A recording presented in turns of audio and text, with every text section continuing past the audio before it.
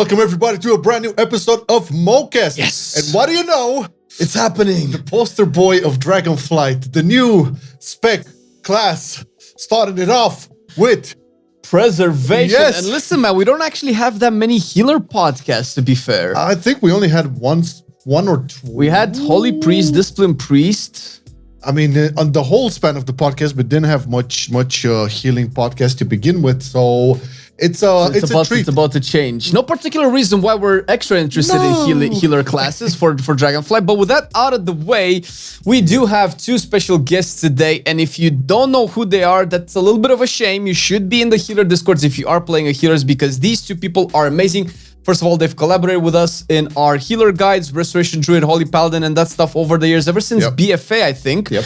And we definitely have mentioned them before. You can check them in the respective discords. But with that out of the way, Myth and Voulk, thank you so much for agreeing to do this, guys. Welcome. Let the people know who you are, where they can find you, starting with Myth, and we can start off right after that. So I go by Myth. I've been healing in pieces on EU for the last few years, but recently I just joined Liquid as one of Liquid's new healers. I also write for Icy Veins, so I write the Holy Paladin and now both the Preservation Evoker guide as well for Icy Veins. I like to stream on twitch.tv Mythology with an X, and then on Twitter, same thing. And all the links will be in the description. If you're listening to this on any of the platforms, check the YouTube. You're gonna have all the links for the boys in the description. Now how about Mr. Voulk? Hello, thank you for having me. I'm Voulk, and I've been told that I'm terrible at introducing myself, so here goes. Yeah, let's go. I have been doing a lot of healing guide writing for like the last half a decade at this point. You might recognize me from class discords like Dreamgrove and Wormrest Temple, where I mod. And I also run the healer theory crafting and gearing app QE Live. And I also create a little add-on that not as many people know about called the Dungeon Tips add-on. Tells you what each mob does as you work your way through a dungeon. It's really good for learning. I have to admit, I was not aware of that, but now I'm actually I'm excited about this add-on. I assume it helps healers out as well, or maybe not in particular. Well, yeah, like definitely, but everyone should find something there that's useful, especially when we get into Dragonflight, since you don't know half of the dungeons. It'll just tell you what to interrupt, what to dodge, so that you look less silly during your first dungeon runs. That's good, and to blame the healer less. well, listen, man. If exactly, that's the real purpose of it. Yeah, exactly. If the tank and the DPS know what's happening, then that's a indirect help for the healer. Yeah, what are you on about? Everybody gets to win on this. Accountability, because don't blame me. Yeah, anymore. we're gonna have the links to the add-on as well in the description, apart from everything else too. So make sure you check it out. Once again, if you're listening to this on any of the platforms, you can go ahead and check out youtube.com/Mocast, and there you're going to have everything from both Myth and Voulk. With that out of the way, let's talk about Preservation Evoker, which I have a little idea or experience on. I shall be the curious little cat who wants to get a little bit more information out of all of the mice running around. So I'm gonna be a noob asking question, more or less. But it do, because I know both Myth and Voulk from like the previous class discords and working with on the guides and stuff. And it makes me wonder. I'm just gonna start off with this one, then we're gonna get into the meat of it. How come you guys chose Preservation? What draw you in about it? I think that there is something really exciting about taking a spec that is completely new to the game and trying to work out what's good and how it can play. Because all of the other specs, they already have their play styles. Everyone has their favorite version of, say, Resto Druid or Holy Paladin, their favorite tier. Preservation has none of that baggage, and so it could be anything. And it's been really exciting to see what they wanted it to be and sort of our take on it. And so I think that really drew me to it, that it was new and that they were trying something that maybe healers hadn't seen before. I actually love that. It kind of druid me too. You did play druid, right? So I will be writing the Resto Druid WoWHead guide in sure. Dragonflight, in addition to the Preservation Evoker one. Of course. The true love is still there. The original love is still there. How about you, Myth? Exactly. I think Voulk kind of hit the nail on the head. Like, obviously, it's a new class, it's a new spec, and it's a new healer, which we haven't really gotten since Monk. So it's been a long time, and it's obviously the new toy, but it's also like that aspect of like everyone in the community, all the theory crafters, all the healers, all the best minds coming together to kind of just figure out like, what's this new class, what's this new spec, and how can we optimize it to be like as good as these other healers who we spent years theory crafting and making ideas for, and then like uncovering all these like small little intricacies. I guess that's super exciting as well, from like a theory crafting point of view, and just discovering all of this stuff. It's apart from all the fascination, look at that it is a new spec, it is something fresh, it has mechanics that are brand new as well for the game. So I guess that also adds a little bit of spark to it. It's really cool. But my question is, I know you guys are still gonna cover the guides for previous classes and whatnot, but the question is, are you both going to main Evokers? Yeah, so at this point, my plan is to main Preservation Evoker and probably play Resto Druid as like my main ult. All right. Mine is a lot more difficult because obviously I raid in Liquid, so I don't have as much of a say of what I want to play. That's why I asked. Yeah. Once farm rolls around and we kind of get to play a bunch of different classes, Evoker is definitely going to be one of my classes, right? But just to start off with the race, I can't say what I'm going to play, obviously, but we'll just have to wait and see. Sure. But you would, if you had a choice, you would play it, right? I would love to play Evoker. I've been having so much fun on Evoker on the beta and just kind of experimenting. I would love to be maining Evoker. Myth is going to play it as his third ult and still rack up more play hours than me. Oh, that's beautiful. All right, well, let's talk a little bit about the Evoker more specifically. Should we go on the classic route and start off with the general talents? And that's the thing, right? Because everybody nailed the nail on the head, right? That's how you talk. Hit the hammer with the nail on the head. That's exactly how people talk. And it is coming, the Evoker and Preservation by extension as a class is coming at an interesting time. Not only we will get to explore this amazing spec and class, but we also get the talents, which for better or worse, although I think it's for better, we get to have new toys to play with, new paths, new builds to work towards. And obviously I'm a little bit biased, so I'm curious to know what the guys think as well. But for me, Preservation is maybe because it's the new spec, but it is a big brain spec for me. And to be fair, it feels like the biggest brain spec for me at the moment. And it's not necessarily because it's a new spec, and it's not necessarily because it has empowered abilities or range. And although we would like to talk about that as well, because a lot of people have controversial opinions about the range healing and all of that. But I do feel that in terms of death, spell interactions, and synergies, to the extent that they would actually be viable, it feels like it has the most out of any other spec in the game. And Devastation doesn't seem to have this as well. I mean, Devastation is cool and has its neat little quirks and spells as well, but Preservation seems to take this on a different level. So with this in mind, I'm curious to know what you guys think a little bit more in depth about maybe the theme of the class, the type of spells that it has, what kind of builds you could do, and or maybe even more practical, what can you actually do in a combat situation, and maybe even compare it with any other healers that you guys think would be appropriate. So starting up with Voulk, what's your take on this?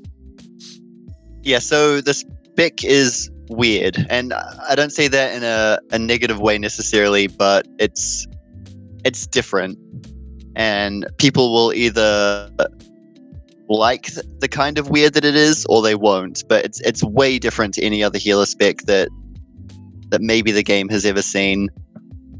It's very slow. It's very deliberate. Everything you do has a long cast time, or requires planting, or requires a little bit of setup, and that makes it quite unique because you're spending a lot of time planting, and then you're using your mobility to quickly get around, whereas usually you're using mobility in response to a mechanic or something like that. And they've made some changes over beta to kind of relieve this a little bit, like Dream Breath, which I'm sure we'll talk about soon, is good at rank 1 now, so you don't have to spend a lot of time charging it up. But I think this spec in general, and honestly the class, just has such a weird mix of mechanics that it's going to be a love and hate spec. I just know it. Some people are going to go really well with it, and some people just aren't going to get it at all. And I think that's okay, especially given we already have quite a lot of healers in the game, and they all kind of have their well-defined roles. It's actually quite difficult to find a new space for a healer to fit in. And I think they kind of did well with Evoker. It's unique. It's not a copy of any other spec. True. So in terms of like, I think Flame also kind of mentioned like the skill cap for it. It seems that it's a bit higher than other healers. Would you agree, or would you see any comparison? I'd honestly put it somewhere in the middle. It has some unique challenges that other healers don't. Like the range is a big one that we'll come back to. And I think they can make the spec difficult to play, but your core rotation isn't too difficult. Like you're not going to have the same hard timing requirements as a disc priest or a resto druid. Like most of your core kit is kind of just fire it. You've got some combos, but the combos aren't too difficult to pull off because they're not super timing based. And so really the only difficulty comes from the range and the fact that you have to plant a bit, which could be tricky if there's a lot of swirls on the ground or whatever. I'd kind of put it towards the upper quartile among healer difficulty, but I wouldn't put it at the top. Interesting. What about you, Myth? How do you stand on all this?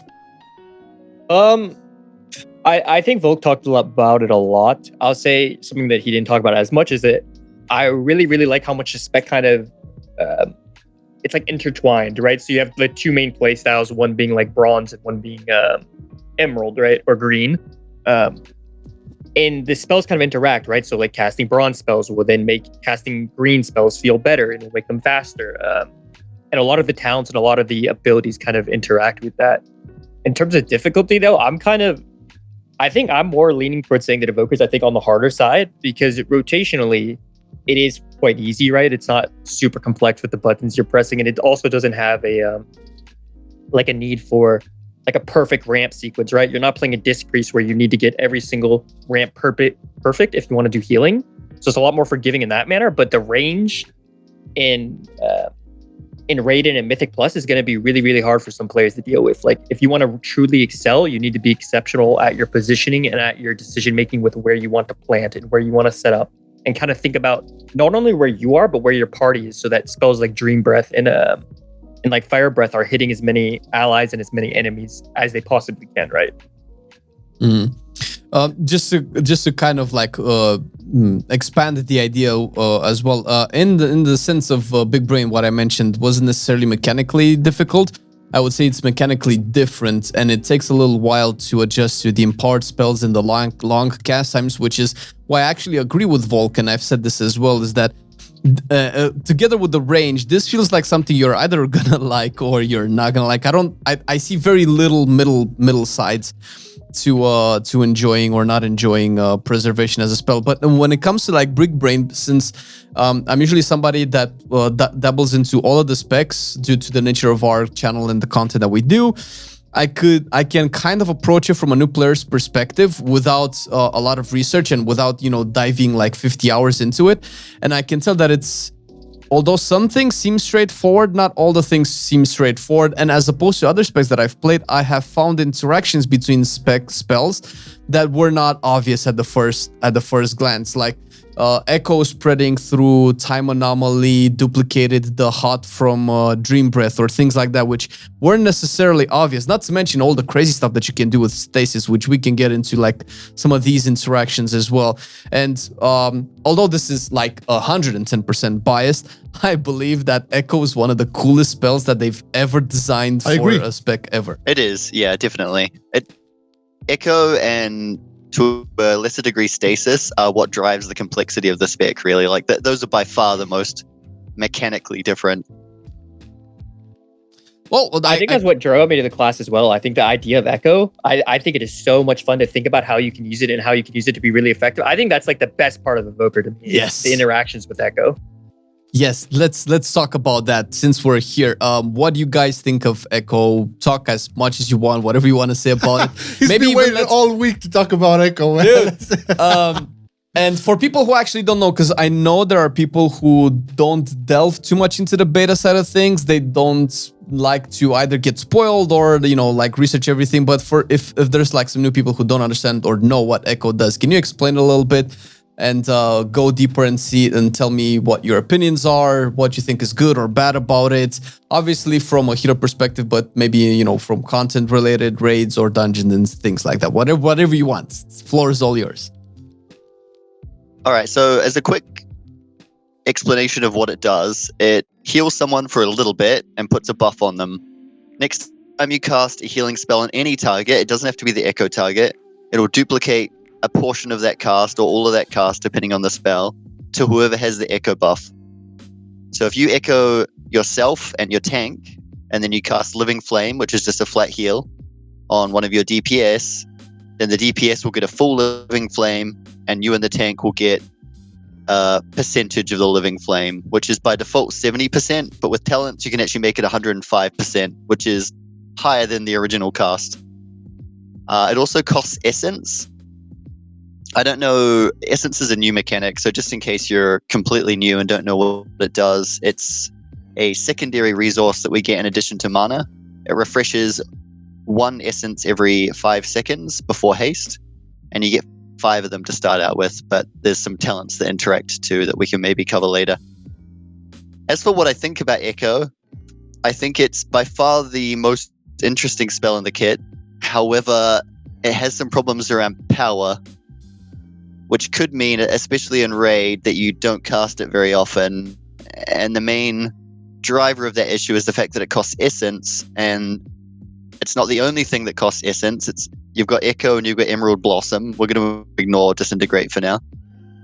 And so you run into a problem like Light of Dawn and Word of Glory for Paladin, where often one spender is just way better than the other spender. And so if Emerald Blossom is way better than Echo, which it very well might be, then you get to a point where you don't really cast Echo much outside of maybe niche scenarios like heavy single target debuffs or big tank damage or stuff like that. And so I think it's awesome, but yeah, it might run into power issues, especially in raid. I think Voulk hit the nail on the head, but I also think it's starting to kind of inch itself into being a problem in Mythic Plus as well, where a lot of Mythic Plus healing is you need to top someone up really, really quickly, right? So now you're making the decision, I have 2 abilities that cost Essence, right? Echo is going to be this small heal, but allow me to heal them later, or Emerald Blossom, which is going to top them up quickly, right? And it's definitely kind of running into a problem like right now with current tuning, where Echo is the more fun, the more exciting ability, the more interesting one, but its power level is maybe not where you want it to be to really be worth the Essence cost is competing with like an Emerald Blossom. And that goes outside of raid, like I said, and it's starting to inch into becoming a problem in Mythic Plus as well. I would assume that, you know, numbers can always be subject to change, although I don't know exactly how much tuning are we going to expect until now. And since we're at this chapter as well, you guys also mentioned Stasis, and I think if we're talking about quirky abilities that have weird interactions, might as well mention Stasis as well. So what's your guys' take on it? And more so than anything, considering that Stasis is, at least right now, a capstone, what is the viability of Stasis with the current design prior to potentially any other number crunching or tuning or buffing or anything that we might get in the future? Yeah, Stasis is really cool. So it duplicates your next it stores your next 3 helpful spells, and then you have 30 seconds to fire them all off, and it'll recast them all on whatever targets the original spells were on. Power level wise, it's good. Like in Mythic Plus, you'll pretty much take it all the time. In Raid, there's potential. Like it's up against Dreamflight, and we probably have to do a bit more math to determine which one is actually best. It's kind of let down a little bit by a weaker node leading into it. But definitely potential in Raid. And if you really loved the spell, you could certainly run it in Raid as well, without too big a loss. I think it's a really cool spell because there's so much you can do with it. Like there are some obvious combos like Verdant Embrace into Dream Breath, where it buffs the Dream Breath and you just get a massive heal on everybody. But there's also some combos that are maybe not quite as common or not quite as obvious. Like you can actually store 3 Cauterizing Flames in it, which is like a mega dispel. If you knew that there was something really dangerous coming up, like the last boss in Plaguefall might have been a good situation for that. So there's just lots of really cool stuff, and I'm sure there's a bunch of stuff that we don't even know about yet that we just haven't thought of that people will work out or will work out once we get to live. And I hope they lean into that spell more heavily because it's definitely my favorite capstone. So like Voulk said, it's kind of competing with some other really, really good options in Raid. But for Mythic Plus by itself, it's super, super fantastic. And I think it really helps with some of the holes of the spec, right? The spec does not have a lot of great burst healing, right? Your only burst healing comes from like channeling up in power, so you can't do it instantly. But Stasis kind of covers that with you saving these like super strong heals. So then you pull up your heals, and then 20 seconds later, you're in a moment where you really, really need them. You're able to consume them and then get those heals off instantly. So your entire party is now full HP. It's fantastic in Mythic Plus for sure. Since you've mentioned Dreamflight, I haven't kept up with everything Preservation. Just there's so much going on that we cover. It's kind of hard to keep track of everything. Last I've checked, Dreamflight was slightly underwhelming, although I could probably see its value in a raid stacked scenario. And starting with Dreamflight, what do you guys think of the overall capstones? And then maybe talk a little bit about, talents that you might think stand out, potential builds that you might think will stand out or might be even good or not, in whatever context you want to discuss these, maybe favorite abilities, favorite talents, anything like that going forward to kind of like more round out the spec in the eyes and ears of the listener right now. And we can start off with Myth this time and see what do you think and what's like your favorite thing, spell, ability, talent, builds, anything. Yeah, so I think there's definitely going to be two main builds we're probably going to talk about. One of them's kind of leaning more heavily into like Dreamflight and then your green spells, and then obviously going with like Stasis and the Echo side of things. I think just talent-wise, I love the interaction, the temporal anomaly with Resonating Sphere cast, which is basically this orb you throw out, and with the choice node of Resonating Sphere, it basically applies echoes to target's hits, right? So it gives you the option, or the ability rather, to get like 4 echoes out at once, right? And then you can cast another 2 echoes. Then all of a sudden you're doing these really, really big echo ramps. The power of that is kind of maybe not as exciting as you would like, because it only replicates it at a 30% baseline, with it going up to, I believe, 40% or 45% rather, with another talent. But I think that's probably the coolest ability. It's viable in both Mythic Plus and Raid, I think. And it kind of feeds into that you're more of your kit, right? Like allowing you to use it to apply reversions to a lot of targets at once, which then can feed into your tier set, and then feed into Living Flame, all these other aspects of the kit. So hard to pick a favorite.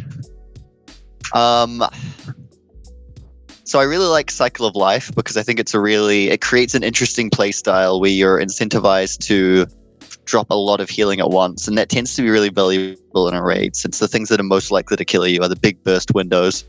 And I think it's a really interesting answer to that, where you just create this 10-second window where you want to drop as many blossoms as possible and do as much healing as possible to replicate some of it. And then you can even get multiple sprouts out at once that then sort of pour into each other. And it's just a really cool dynamic. Definitely mostly in Raid more than Mythic Plus. I really like Resonating Sphere as well, like Myth said. It's a way to get the Echo playstyle into the game without actually needing to cast Echo, which is good if Echo ends up a little bit under tune. I also really like the Essence Burst mechanic, which makes your Living Flames have a chance to give you a free Essence spender, because it encourages what has become quite a common modern playstyle in WoW, where you spend downtime DPSing and then can get some reward from that. So this lets you DPS with Living Flame, which is quite cheap. And then when the big healing window comes, you'll have a couple of free Essence abilities to start off with, which actually feeds into the first one I mentioned, Cycle of Life, since you'll now have even more Emerald Blossoms in that window. I was going to go into this in terms of the DPS, since unless they've changed this again, because they've changed it a bunch of times. If I'm not mistaken, the devastation side of things, aka the DPS spells, are still kind of 25-yard range, right? Or did they change those to 30 yards as well? Still 25, I think. So Living Flame is 30. Disintegrate is still 25. Yeah, it's It feels a little bit weird, but now we can actually probably talk about the range as well, with its ups and downs and plus and minuses. So initially, to give a little bit of a context, the whole class started with max 25 yards range, everything, if I recall. I don't remember if there was anything larger than that, although maybe Fire Breath would have reached further than 25 before. But obviously, for the healing side of things, it might be a little bit weird. And initially, you might think that, oh, I just have to be closer to my target. But it's not just that, especially not in raid, because people are spread out, and overall, the area that you can cover by just being reduced by 20 yards, and in this case, I think it's 10, right? Because most healers have 40-yard range on their heals.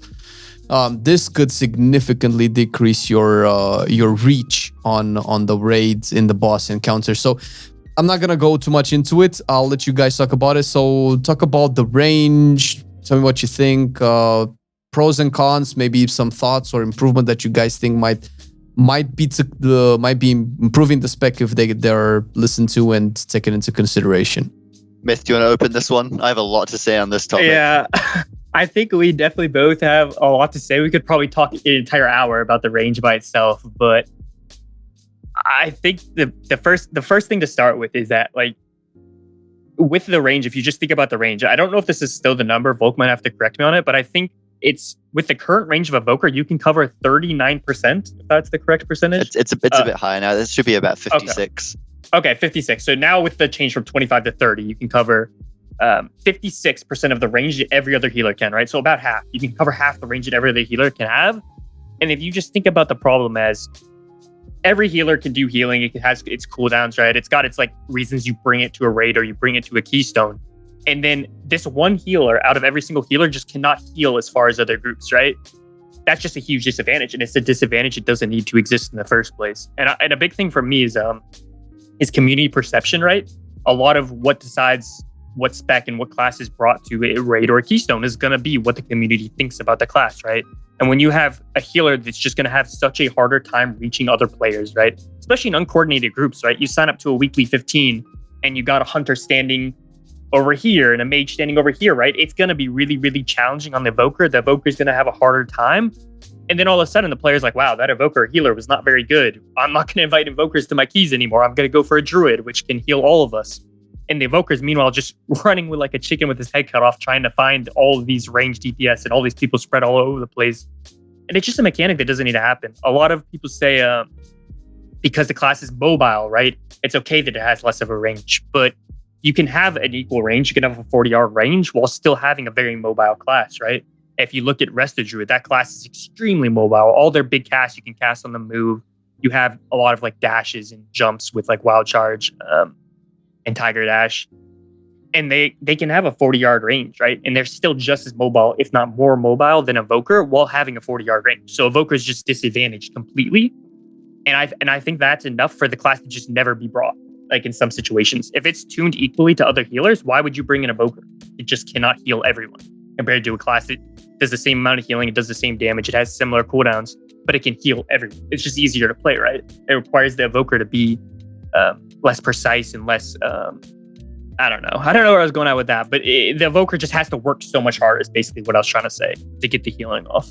Yeah, the funny part might actually be that Resto Druid can even have a 45-yard range. So the most mobile healer in the game also has the largest range.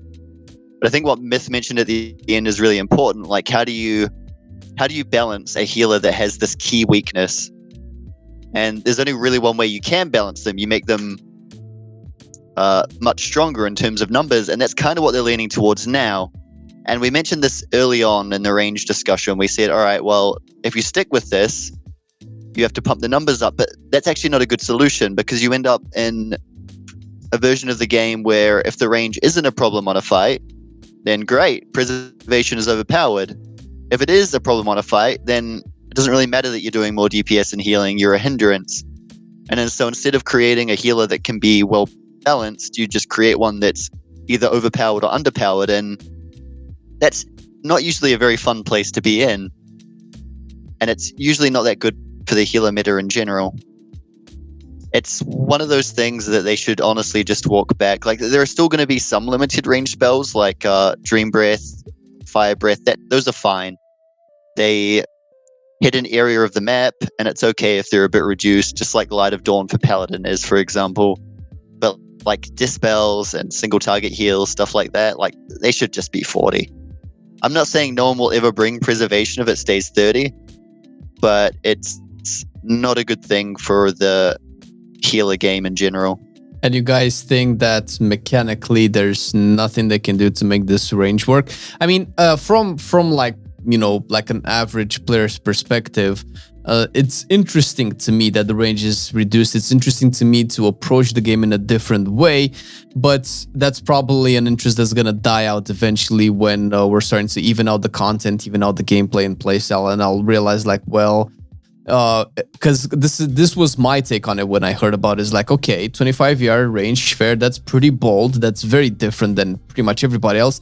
But that would, at least from my mind, imply that the encounters will be designed in such a way where that's not going to be a liability, at least not most of the time, because then they're just shooting themselves in the foot, devising a cool new class with like a quirky, unique thing that it has. Because we can probably say, you know, demon hunters dashed around. Monks have had their own mobility and they can do a lot of things on the move. So they kind of worked. That would be their unique thing, right?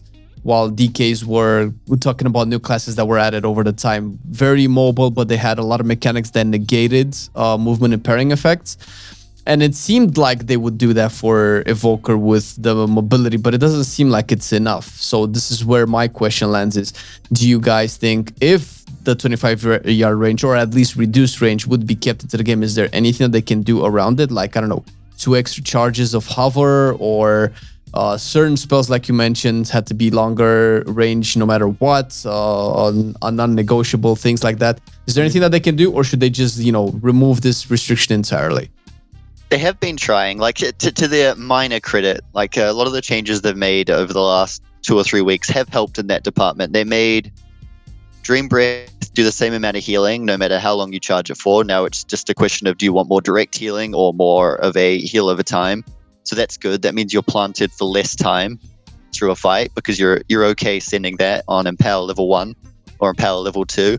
They made Echo an instant cast, which you might not have been casting it a lot in Raid, but definitely helps in Mythic Plus and definitely helps the spec in general. All that said, they should just make it 40 yards. I think it's okay if the DPS spec stays reduced because I think you can play around that easier as a DPS spec. But I think healers should probably just be 40. You don't notice it much on some fights, but then as soon as fights get spread, and there are some spread fights in this raid, it becomes really frustrating quickly. It's not so much that it's difficult, it's just that it's frustrating. And as they might call it, it's bad tension. That's the buzzword of the day, the bad tension. I mean, I think the both the guys are right. I think like the easy solution without too many headaches is just, you know, place the spec at 40 yards and that's, you know, call it a day. While still having some spells, you know, the directed spells or whatever, or you know, the teleported spells, you know, be range limited, that's fine. But I think core stuff like the guys mentioned dispels, you know, when, you know, single target healing or whatever, you know, that could be a big problem very, very quick. How many fights did we test on the beta? I don't know if we tested anything that was like super range, but I don't remember having any issues like, or seeing any issues on what we tested, but I'm pretty sure there are a couple where... I ran into a couple of issues when I swapped to Preservation because I did use Evoker to test the raid fights, and I could see it wasn't that obvious at first, but I could see that becoming a problem, and there were a couple of situations. I forgot what the boss is, the one with the winds that blows you to platforms. At one point, we have to be like super spread, and I definitely couldn't reach a lot of people, and especially people that I would have needed to heal a lot, and that no other healers were on top of the situation at the time.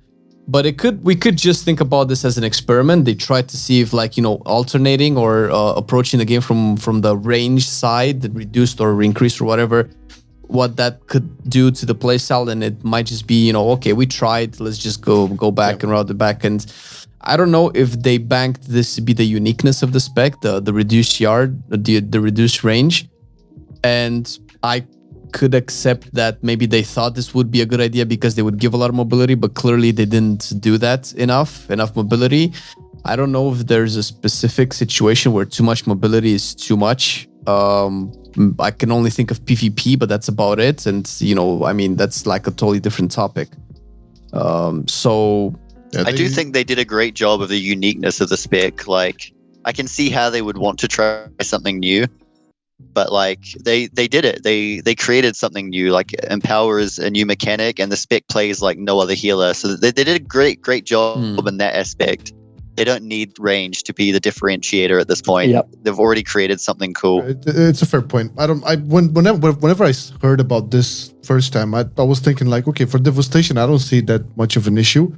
But for the healing spec, I was a little bit surprised that they kept this range situation.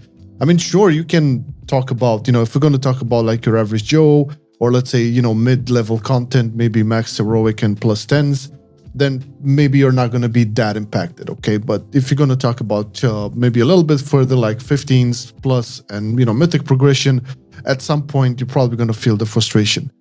As challenging as having a shorter range on a healer sounds, and, you're going to have to adapt and find ways to make it work, when you're going to have 4 or 3 more healers that you can just see them sitting in one place doing everything while you are running around crazy in all places, it's probably going to be, what was the term? Bad tension? Yeah, Bad tension. I think they sometimes the devs they do have this tendency of adding difficulty as a nuisance and not an obstacle that feels rewarding to overcome.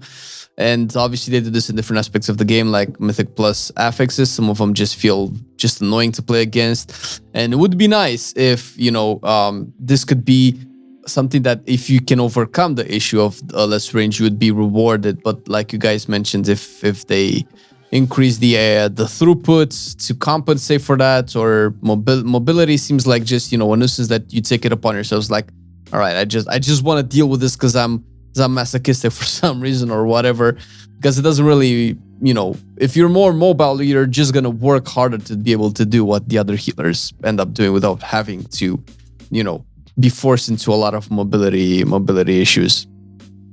Yeah, they're kind of just creating a balanced nightmare for themselves, I think. It's not that preservation can't be good. It is good, and it can be good. It's just like, how do you stop it from being alternatively overpowered and underpowered depending on the fight? And I think it's going to be a really bad feeling too, where you go on this fight, I'm the top healer because everyone's stacked up, and then the next fight, oh, hey, we got to bench you because this fight's pretty spread and you're going to suffer doing all this healing and reaching all these people. So I feel like that just creates a really bad feeling for players. Yeah, and I think the current situation is not doom and gloom, because we do want to make sure people tend to either listen to content creators or streamers or watch top end players and just, like you mentioned, drag their opinions from there and create this community perception that might risk not getting people involved. And we're kind of like doing our own part as much as we can to kind of dispel that, hopefully. So it's not all doom and gloom, at least like you mentioned, with their current attitude of constantly making improvements to make that range be less and less of an issue. And I've ran like a bunch of Mythic Plus, hitting my head against the wall of the range and the long cast times with all the recent changes, Echo being instant and Dream Breath not needing the full channel. I can, with the hand on my heart, I can definitely say these are big improvements, at least for me, hitting these walls as a challenge. And I can definitely say that these are good, and I did not expect them to do any major changes like this at this point. So that's only reassuring that if this is still going to be a problem in the future, they're gonna address it one way or another, hopefully. So maybe it's not that bad at the moment. We don't want to discourage people from picking up. I don't want to come across as pessimistic, because the spec plays very well. It's very rewarding to play. It's a very interesting theme, and it's strong. It's legitimately strong. It's just like, this is just the issue that we bring up because maybe it'll get traction. Like it's just the one thing, really. Everything else, the spec is really good now.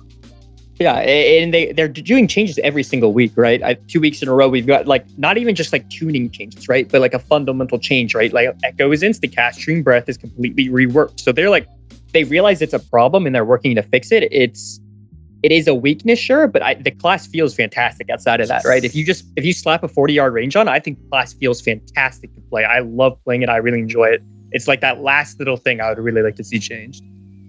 And it doesn't even feel like they built the spec around this range situation. I don't feel it's uber complicated for them to just drop this limitation.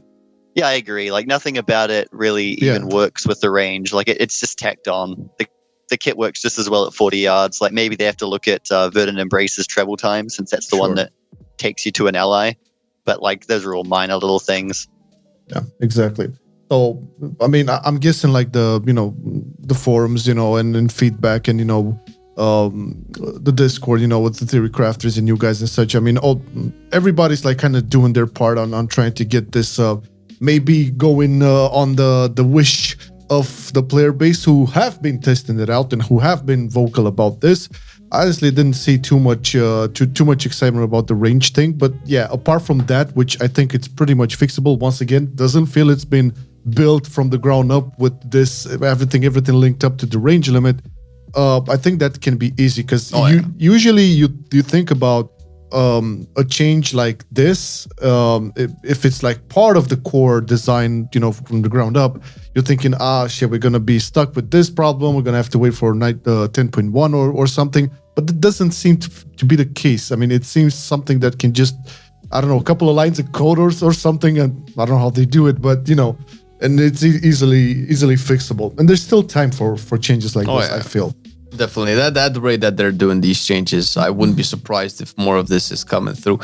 And speaking of like mechanics, maybe we can also touch a little bit about empowered spells, and not just the empowered spells, but I guess we can also talk about the spells, the Deep Breath and the Dreamflight, which are, I guess Deep Breath is, they're not necessarily complicated or like out of the box spells, but they do change your location when it comes to their effect. And the reason I'm saying this is that I have noticed in raids, I forgot what the boss was, the one that's static that comes out of the ground, the big rock guy.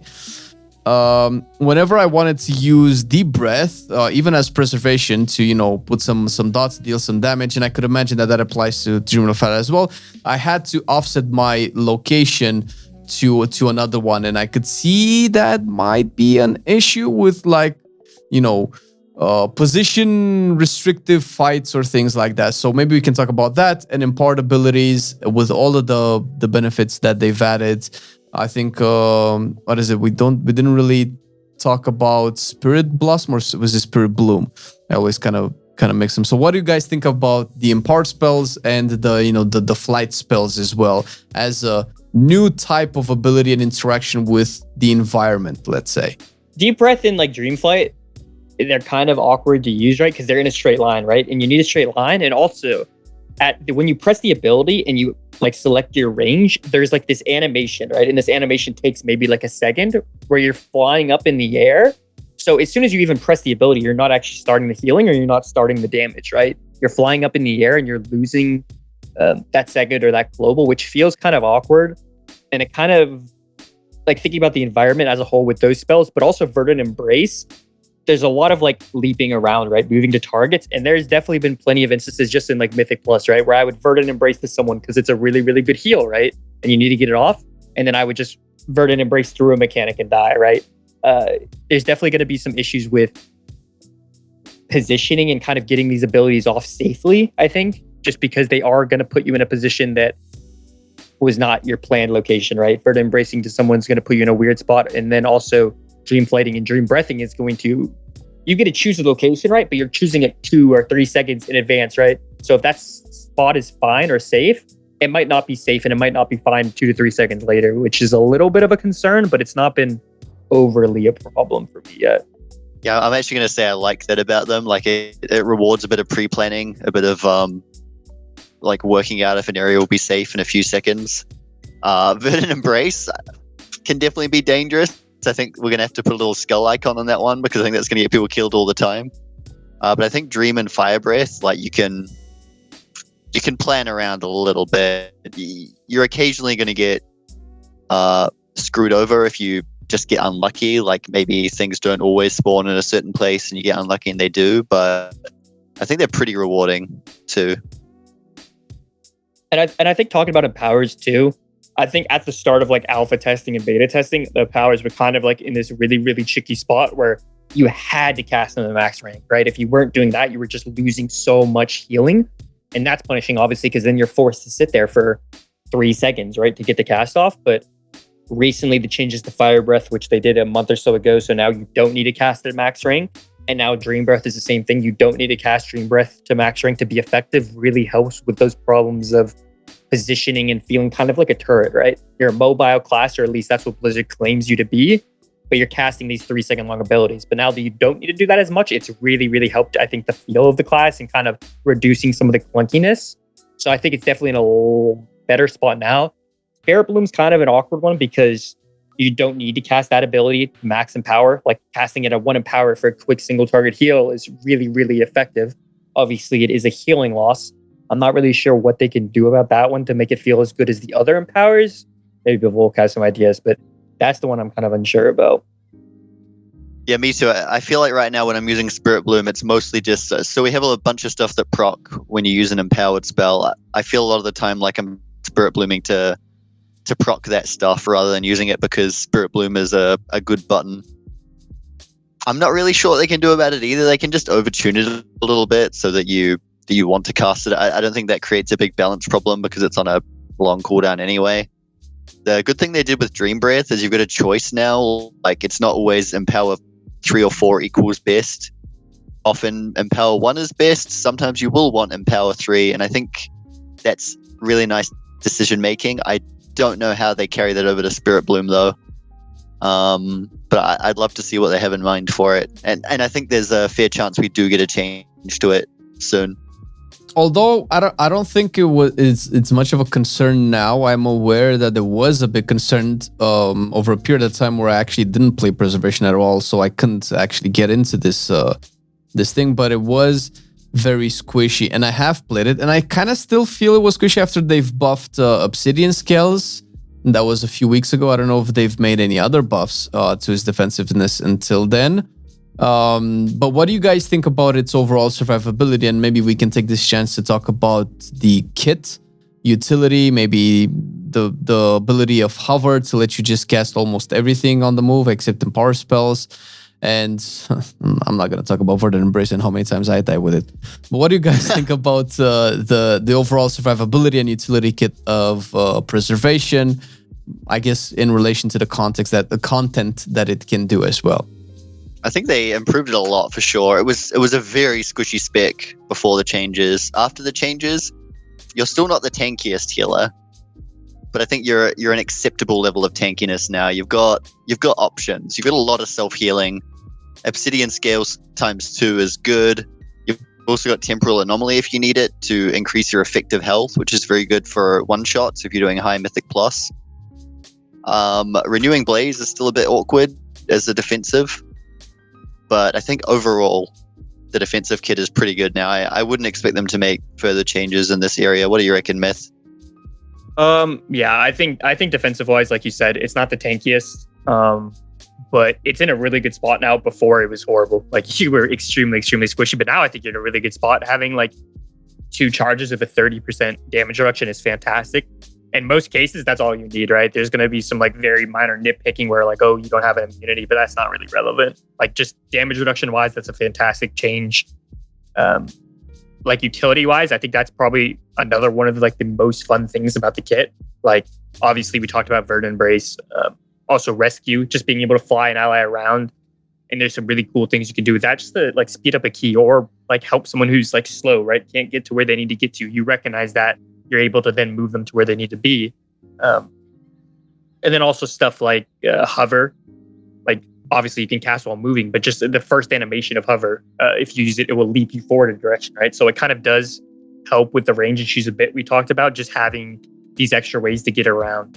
All right. Utility-wise, it's a bit interesting, isn't it? Because we've got some really powerful stuff like Zephyr, which are very target capped. And so a Mythic Plus, great. And Raid, we'll see what kind of uses people come up with for them. But like, generally only hitting 5 allies is a bit odd in the modern game. Yeah, I was surprised when they nerfed that ability.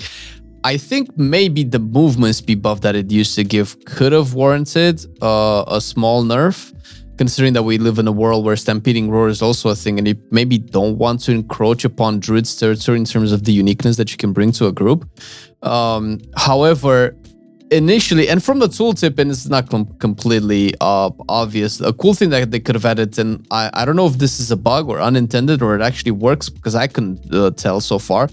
Hover or Zephyr or both, they're not displacing your hitbox off of the ground, so you cannot like hover over lava or fire or anything like that, as far as I know. But that would have been like an interesting thing that maybe only Evoker could have done. I don't know if you guys discussed this or thought about this in any way, but it feels kind of obvious, right? From, you know, a mechanical point of view, you're just hovering above the ground. I mean, obviously we could probably say the same thing about what Priest is levitate, yeah, which I don't think that works the same way either.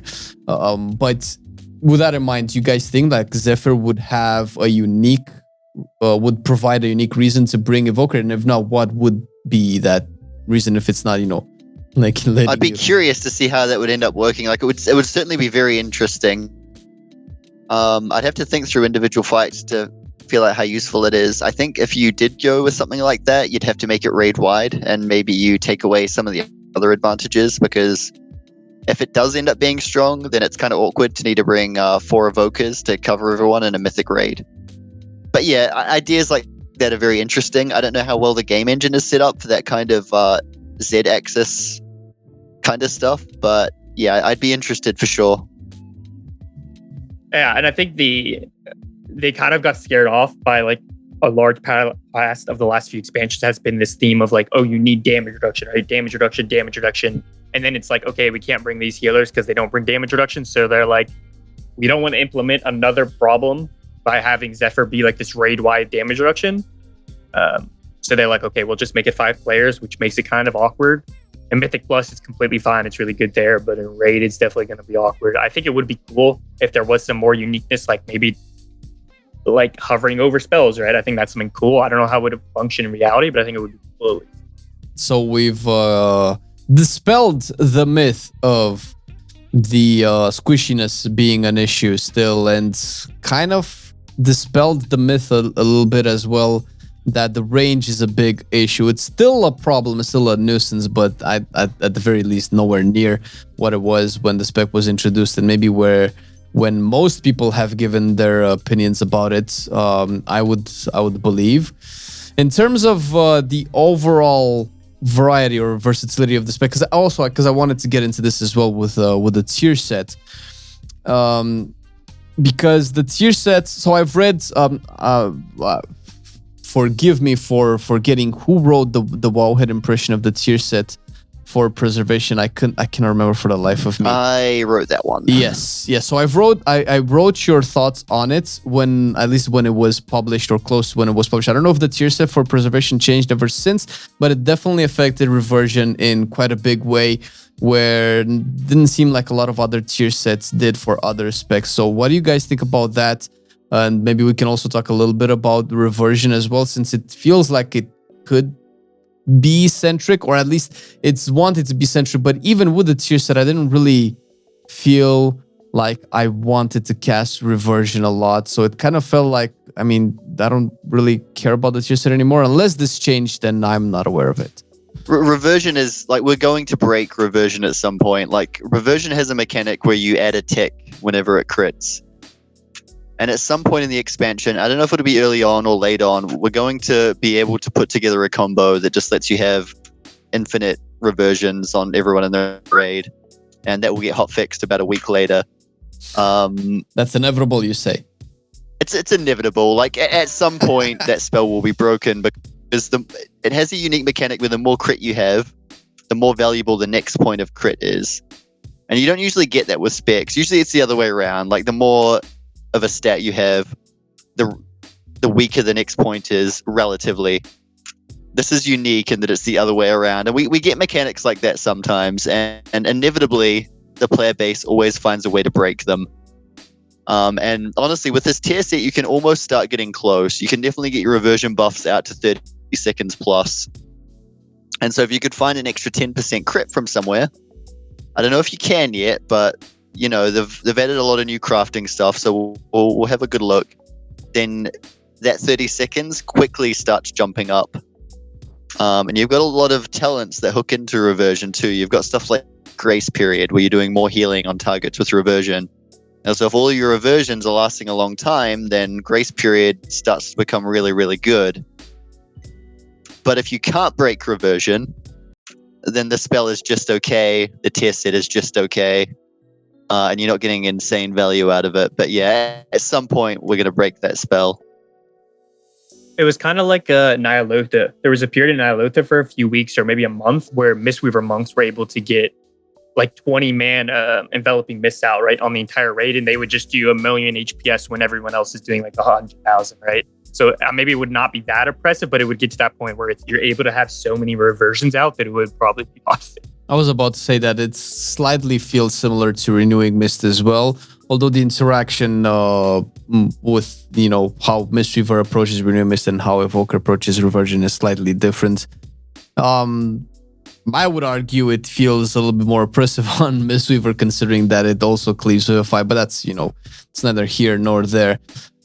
So would the tier sets alter how we choose our talents or how we choose our gear? I mean, obviously we would probably want more crit, which I don't know if it's necessarily a bad thing.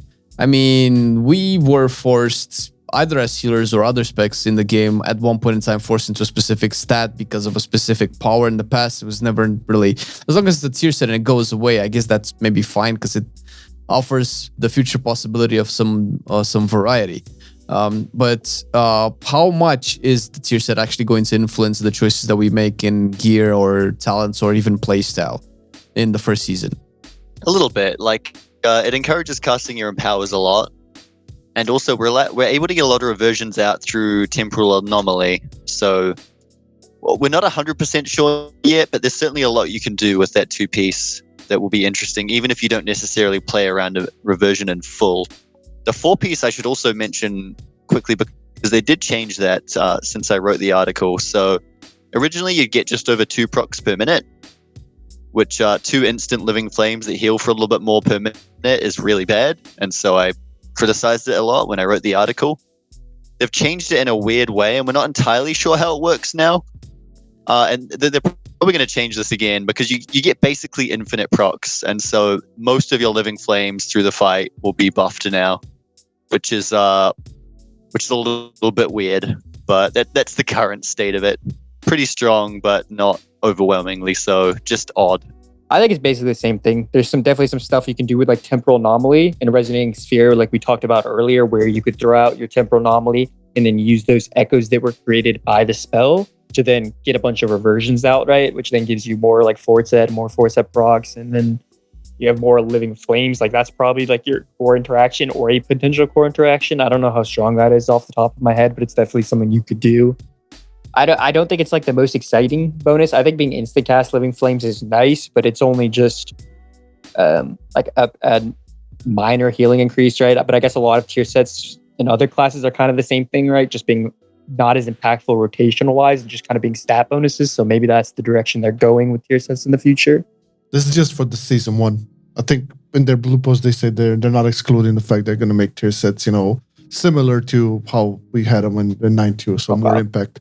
I'm hoping at least, because these are boring and understandably so. Yeah, they are. I understand why they went this route. It's totally fine. But, you know, I think for the majority of us who played, you know, at least in Legion, you know, we're kind of expecting something more meaty out of tier sets in the future. For sure. I was going to ask, just, you know, from a long time disciplined priest fanboy, apart from, you know, we talked about a lot about the preservation uniqueness and whatnot. So excluding Race the World First, you know, top 100 or whatever, if like some of our listeners or viewers would be curious, you know, to maybe get into Preservation Evoker, what would you guys, I don't know, advertise or tell them or advise them or anything like that? How would you like sell it to them? It's like, okay, guys, do you want to play Preservation because? Yeah, I think for me, it's a lot of really, really fun just core abilities, right? Like we talked about earlier, like the idea of Echo, right? And replicating spells on a people is super, super fun. But then also how much the kit kind of is intertwined, which I talked about again earlier. But like Echo spells, or bronze spells rather, casting bronze spells then reduces the cast time of your empower spells, right? And there's so many different like small interactions that each ability has with each other and through like other talent points that it's really, really fun to kind of go through those and think about how everything kind of interacts with each other. And then obviously, I mean, it's a new spec, right? Who doesn't want to try it? Yeah, I also think a big pull is how much impact you can see from your spells. Like, there are a lot of classes that each individual spell does a little bit, and so as a result, you get a lot. Whereas Evoker casts less, but the spells are of higher impact. Like, you can see when a Dream Breath goes off or when your Dragonflight hits. You're a stand and deliver type healer, and I think that definitely appeals to a lot of people. I actually didn't even think about that. I think that's a good one too, especially like Fire Breath. I think Fire Breath is one of my favorite abilities just because that ability, it's like a 30-second cooldown. You channel it, but when you like press that ability and you see that damage, it does a lot of damage. It feels so satisfying when you finish that cast. Or same with Dream Breath too, right? Your entire part is low. You finish that Dream Breath cast and their HP skyrockets. A lot of other healers, like these days, they don't have that. In Legion, you kind of had like healers feeling super, super powerful, right? When I press a spell, they get popped off, right?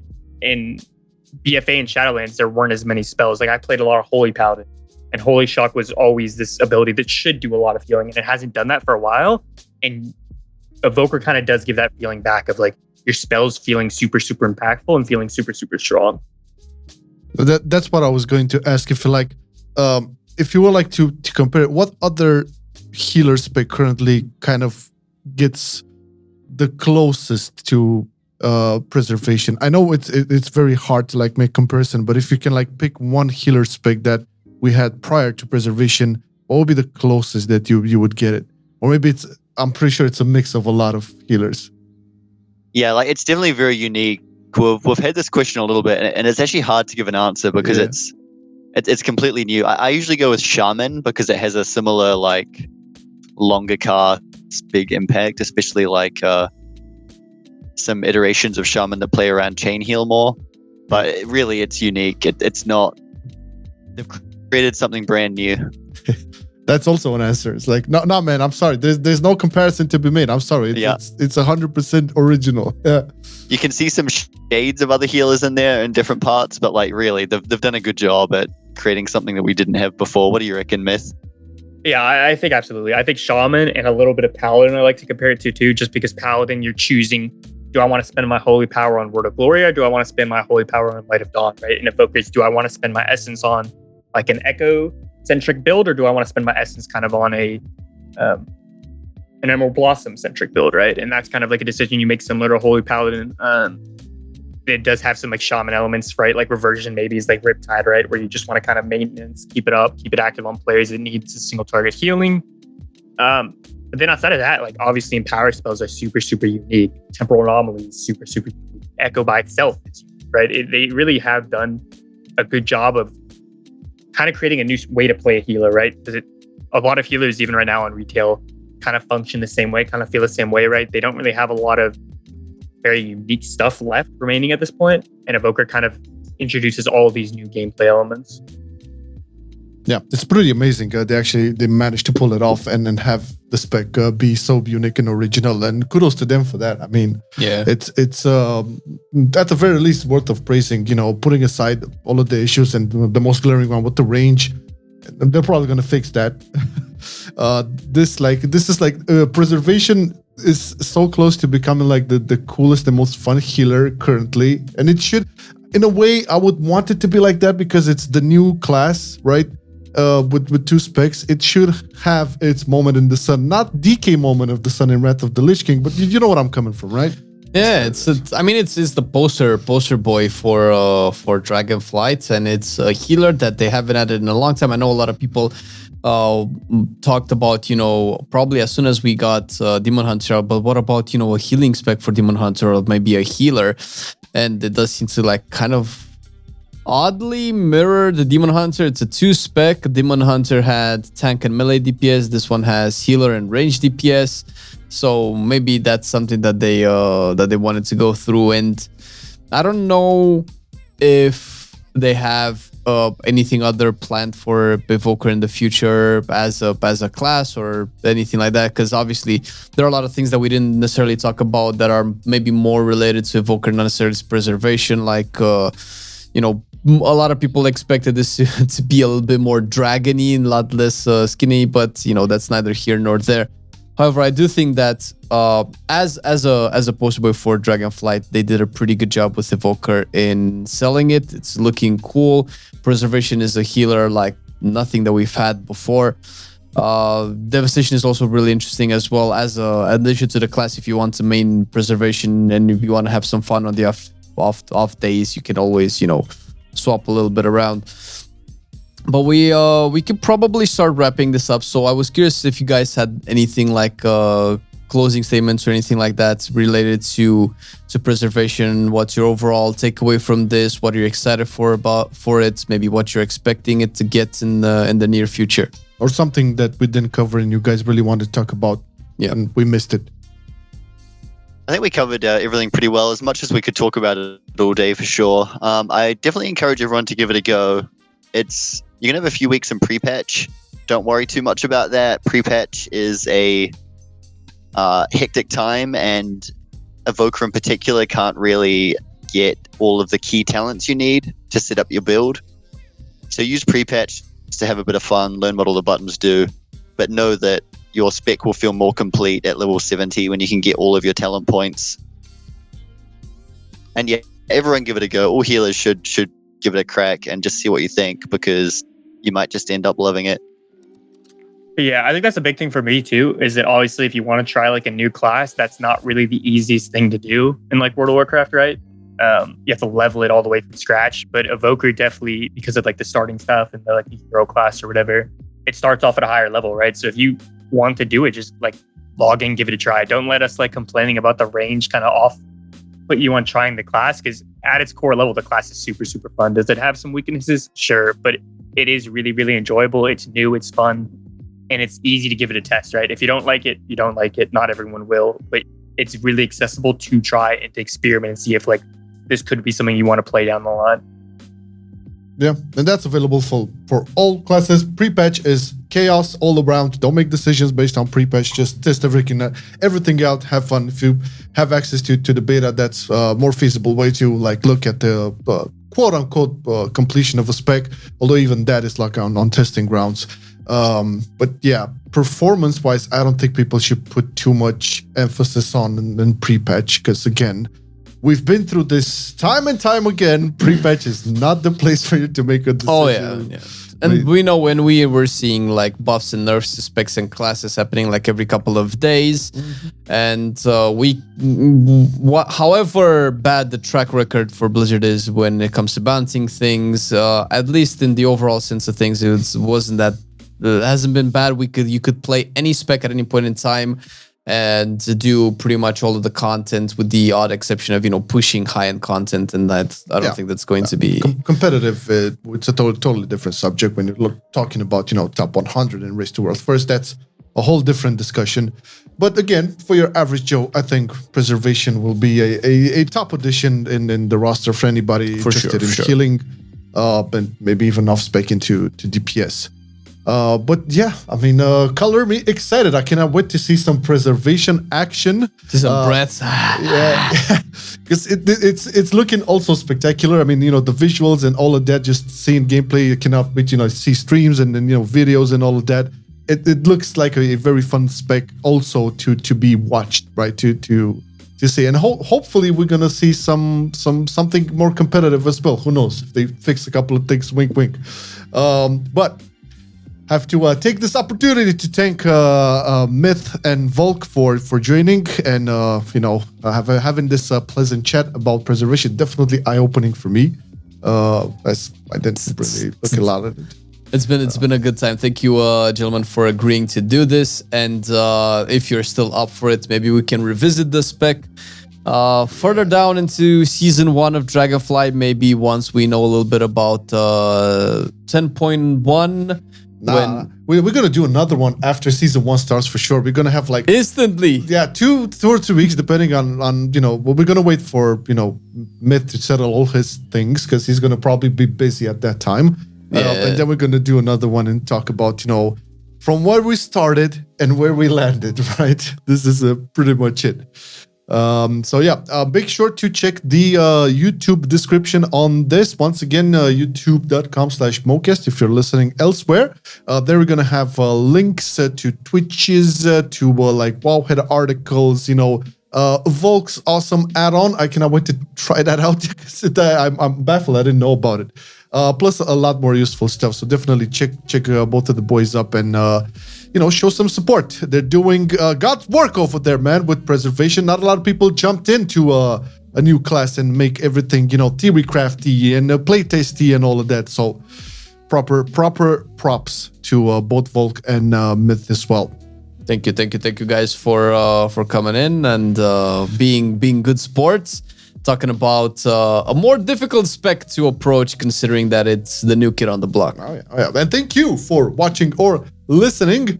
We shall catch you next week with a brand new episode on who knows what spec, but there's definitely going to be a spec. We're going to talk about a spec. Okay. Thank you, and see you next time. Yeah, thanks for having us.